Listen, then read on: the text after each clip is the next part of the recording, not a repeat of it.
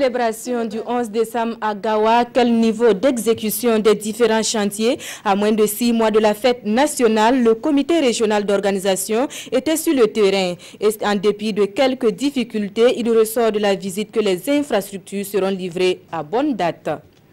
Et puis le bilan de l'an 1 du conseil de l'arrondissement 9 de la ville de Ouagadougou également jugé satisfaisant. La rencontre bilan tenue hier à Ouagadougou révèle plus de 60% de taux physique de réalisation pour la section voirie et place publique. Voilà pour la une de cette édition. Bonsoir et merci de nous suivre.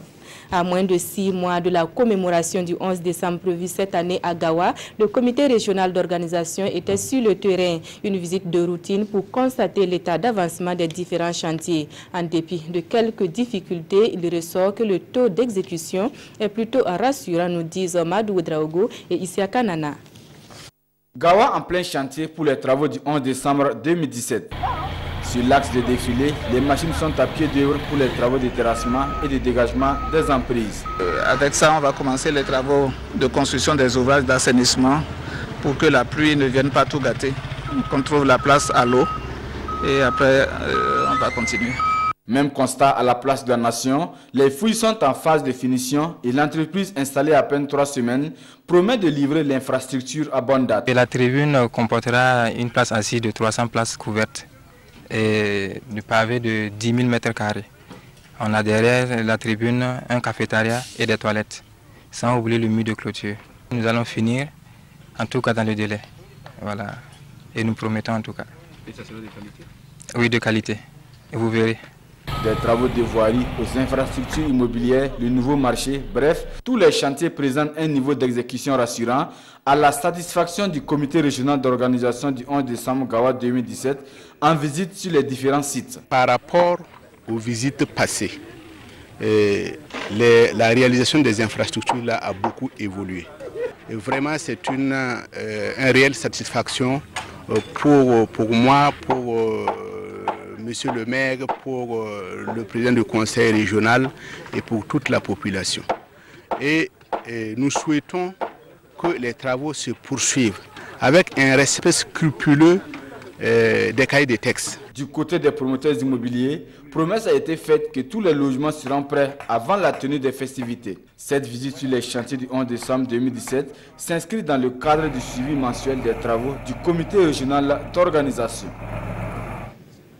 Retour à Ouagadougou où les acteurs en charge des questions environnementales étaient en concertation autour du concept ressources partagées, un outil promu par les Nations Unies afin d'améliorer la gouvernance environnementale. On en sait davantage avec Yolande Lompo. C'est une rencontre internationale pour parler des biens publics mondiaux, à savoir la sécurité alimentaire, la biodiversité, la résilience au changement climatique et l'approvisionnement des ressources en eau. L'État à lui seul ne peut juguler tous les problèmes de dégradation de ces biens, si bien qu'un programme dénommé Ressources partagées, solutions communes pour le Burkina Faso, a été mis en œuvre en vue d'améliorer et d'harmoniser les politiques sectorielles.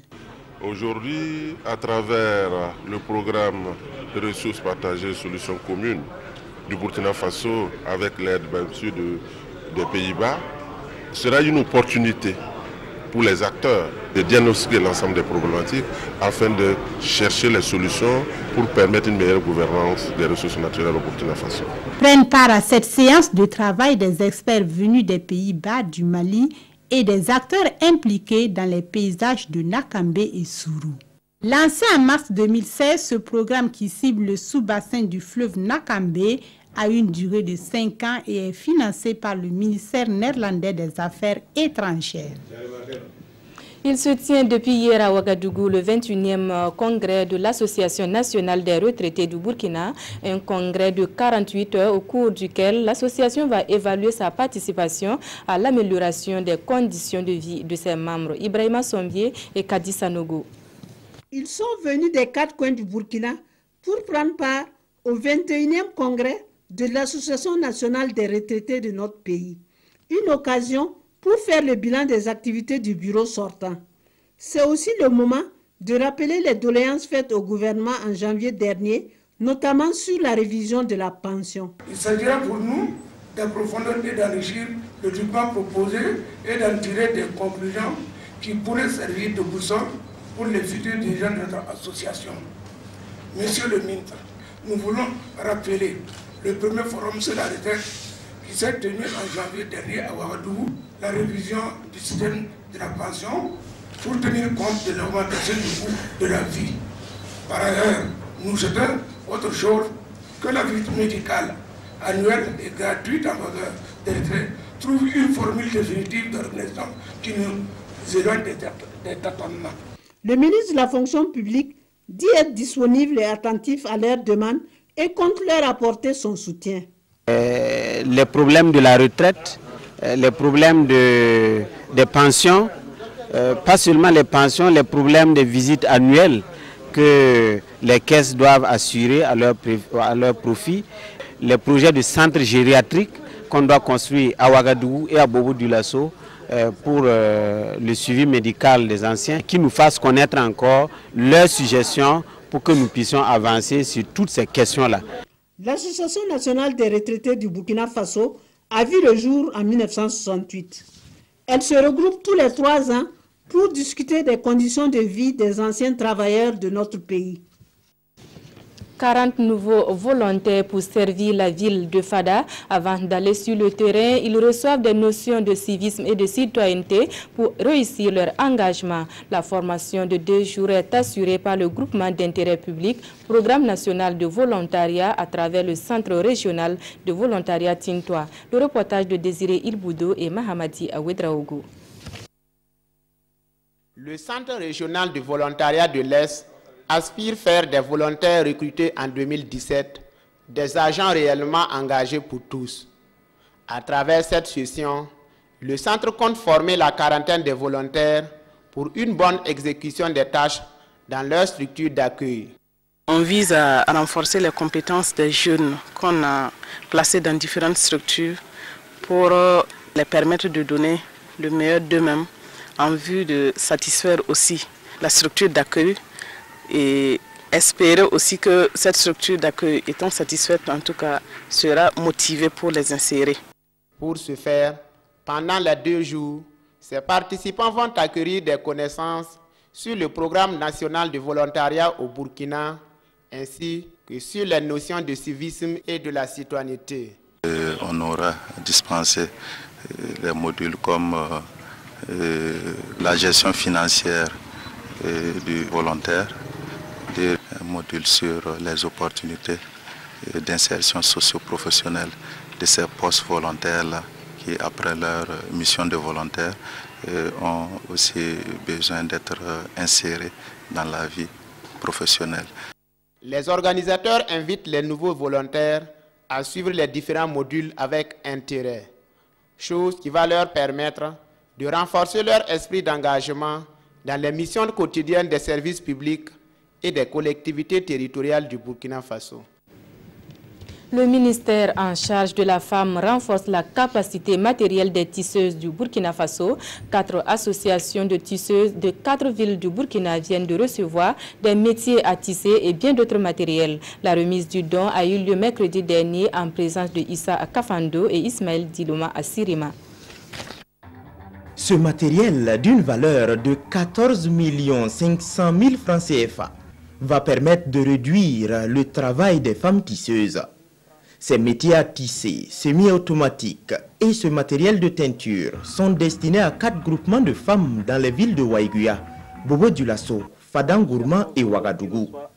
Ils permettront d'accroître la production du faso d'Anfani au Burkina. Le faso d'Anfani est en train de s'imposer et il est de bon ton pour nous, ministère de la Femme, en collaboration avec nos partenaires, que nous puissions accompagner ces femmes-là, qu'elles puissent en tout cas entrer en possession de matériel qui vont non seulement réduire leurs tâches en matière de travail et les accompagner en matière de production de qualité et de quantité. Les bénéficiaires ont marqué leur reconnaissance à l'endroit des donateurs et promettent d'utiliser ce matériel à bon escient. Notre engagement, c'est de bien gérer ce matériel et que ce matériel nous serve efficacement. Déjà, on fait du tissage. Nous pensons avec ce matériel et doubler notre performance en tissage afin que nous puissions vraiment rentabiliser ce matériel et aussi rentabiliser notre activité. À travers ce don et les autres actions à venir, le ministère en charge de la femme veut mettre un accent sur l'accès des femmes au crédit ainsi qu'aux facteurs de production. Intéressons-nous à présent à la vie dans les collectivités et nous commençons par l'arrondissement 9 de Ouagadougou, un arrondissement dont le conseil municipal a fait le bilan d'un an de gestion de l'arrondissement. Un bilan jugé satisfaisant avec à la clé un taux d'exécution physique de plus de 60% en ce qui concerne la section voirie et place publique. Des précisions dans ce reportage de Yacouba Agamene et Oumou Sissé. C'est un exercice de redevabilité pour Albert Bamogo. Micro en main, le maire de l'arrondissement 9 de Ouagadougou présente à la population et aux conseillers les différentes réalisations effectuées au cours d'une année de gestion. Une année, c'est peu pour un bilan. Nous avons pu réaliser en tout cas ne laisse que des forages, réhabiliter les voies et puis inaugurer certaines infrastructures au profit de la population. Cependant, pour Albert Bamogo, la mise en œuvre de certains projets rencontre des difficultés. Vous savez bien que les arrondissements ne sont pas autonomes. Nous sommes des ordonnateurs délégués de crédit. Depuis que nous avons pris fonction, je pense qu'on a fonctionné une année avec 41 millions. On a échangé avec l'exécutif municipal, il y a eu une majoration. Bon, mais c'est insignifiant, 71 millions. Bon, ce n'est rien que le fonctionnement, on ne peut pas investir. Vous savez que les routes coûtent extrêmement cher. Si vous voulez faire 1 kilomètre de voie bien faite là, vous n'avez pas moins de 10 à 15 millions. Au cours de cette session, la mairie a témoigné de sa gratitude à 17 personnalités qui œuvrent pour la bonne marche de l'arrondissement en leur décernant des attestations de reconnaissance. Les 205 conseillers de la commune de Bobo-Dioulasso eux aussi étaient en session mercredi dernier. Parmi les sujets soumis à l'appréciation du conseil, le projet de construction d'une cité des artistes, mais aussi les problèmes de recouvrement des taxes et impôts au profit de la commune. Hassan Gourabou et Amadou Lougué. La commune est en souffrance. Foi du maire central de Bobo-Dioulasso, Bouraïma Sanou. Les taxes et impôts ne rentrent pas. L'incivisme fiscal est passé par là. La situation, elle est alarmante, mais elle n'est pas aussi inquiétante pour nous, car si vous avez un problème, une fois que le problème est identifié, diagnostiqué, nous nous attelons sur la recherche des solutions pour pouvoir remédier à ça. Un incivisme fiscal qui fait perdre à la commune des milliards de francs CFA par an. Nous tournons autour d'1 million aujourd'hui d'habitants. Alors, tout net, nous pensions que nous devrions au minimum pouvoir atteindre 10 milliards en termes de budget pour cette commune. Et vous voyez aujourd'hui, la commune de Ouagadougou, comparaison n'est pas raison, elle a 25 milliards et nous sommes à 5 milliards. Pour le maire et ses conseillers, l'incivisme a assez duré. Ils appellent les contribuables à plus de responsabilités. Autre point important à l'ordre du jour, le coût de location des différentes salles de fête. Trop élevé selon les candidats au mariage. Il nous est revenu que de plus en plus les gens étaient réticents à aller se marier parce que les salles coûtaient un peu cher. Alors j'ai dit qu'il fallait qu'on revienne sur cette question parce que au-delà de rechercher de l'argent, la vocation première de la commune c'est social. L'État prévoit de construire une cité pour les artistes dans la ville de Sia. La commune de Bobo-Dioulasso envisage de dégager 20 hectares à Logofuruso pour aider à réaliser ce projet. Fin de cette édition. Merci à vous qui l'avez suivi. Prochain rendez-vous de l'actualité, c'est à 20h et ce sera en compagnie de Fousseni Kindo. Bon début de week-end à tous.